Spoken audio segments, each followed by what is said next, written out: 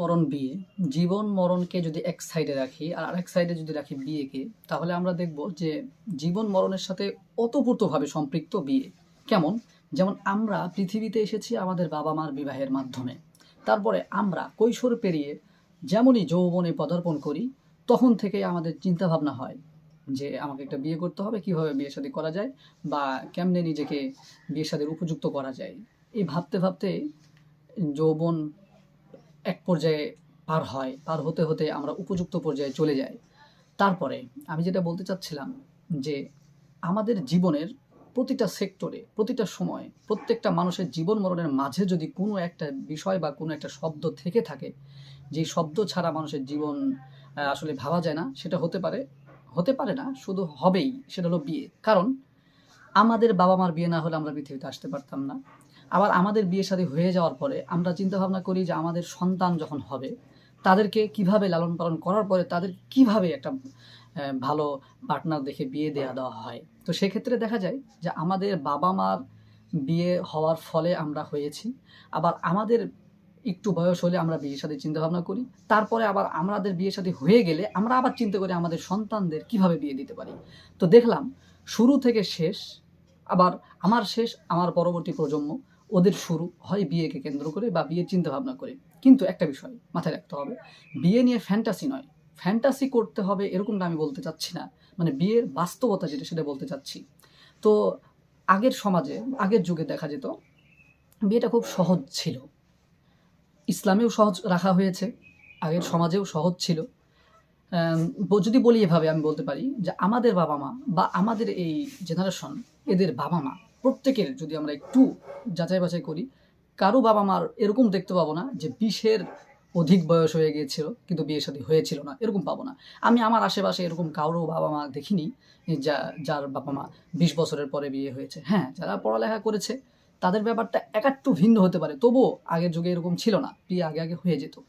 তো আগে কেন বিয়ে হতো, এখন কেন বিয়েটা কঠিন হয়ে গেল, এই বিষয়টা যদি আমরা আলোচনা করতে চাই, তাহলে আমি প্রথমে এটাই করতে পারি যে আগের যুগে দেখা হতো যে ছেলে অথবা মেয়ে, ওদের আচার আচরণ কেমন। একজন সন্তান যদি এরকম হয় যে তার আচার আচরণ ভালো হয়েছে, ভালো লেগেছে, তো আমি আমার মেয়েকে তার সাথে বিয়ে দিয়ে দেবো, এরকম ভেবেছে, মেয়েকে বিয়ে দিয়ে দিয়েছে। তার ফ্যামিলি ভালো হয়েছে কি ফ্যামিলি খারাপ হয়েছে এই বিষয়টা দেখা হতো, তবে মূলত দেখা হতো যে ছেলেটা কেমন, তারপর তার কোনো আয় রোজগারের কোনো ক্যাপাসিটি আসলে আছে কিনা এরকম দেখা হতো। কিন্তু এখন ক্যারিয়ার, প্রাসাদ আছে কিনা, গাড়ি, আরও মানে রাজপ্রাসাদ বললেও ভুল হবে না, এরকম না থাকলে মেয়ের বাবারা ছেলেদেরকে মেয়ে দিতে চায় না। সাপোজ কথার কথা, একটা ফ্যামিলির আর্থিক সচ্ছলতা আছে, ফ্যামিলি ব্যাকগ্রাউন্ড ভালো আছে, ওই ফ্যামিলির সন্তান শিক্ষা দীক্ষায় মোটামুটি অনেক ভালো উপর পর্যায়ের আছে, তারপরও কোনো একটা মেয়ের বাবাকে যদি বলা হয় আমার সন্তানের সাথে বিয়ে দেন, তবুও বলে আপনার সন্তান কী করে, রোজগার কী, কত টাকা ইনকাম করে। এই জায়গায় যদি চলে আসা হয়, তো এখান থেকে যদি আমরা একটু অতীতে গিয়ে প্রশ্ন করে ফেলতে পারি যে আপনি যখন বিয়ে করেছিলেন, ঠিক ওই সময় আপনার বিবাহের সময় আপনি কত টাকার মালিক ছিলেন, কয় বিঘা জমির মালিক ছিলেন, আপনার ক্যারিয়ারটা আসলে ছিল কি, আপনাকে কি দেখে বিয়ে দিয়েছিল। এরকম যদি প্রশ্ন করা হয়, তাহলে দেখলে দেখা যাবে তারা শূন্য হাতে বিয়ে করতে পেরেছে।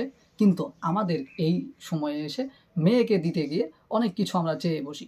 তো এই জায়গা থেকে আমি একটা কথা বলতে চাই, আল্লাহ তাআলা সূরা নূরের ৩২ নম্বর আয়াতের মধ্যে যে কথাটা বলেছেন যে যদি কেউ গরিব থাকে, আর্থিক সমস্যা থাকে, তাদের বিয়ে দিয়ে দিলে তাদের আল্লাহ তাআলা অভাবমুক্ত করে দিবেন।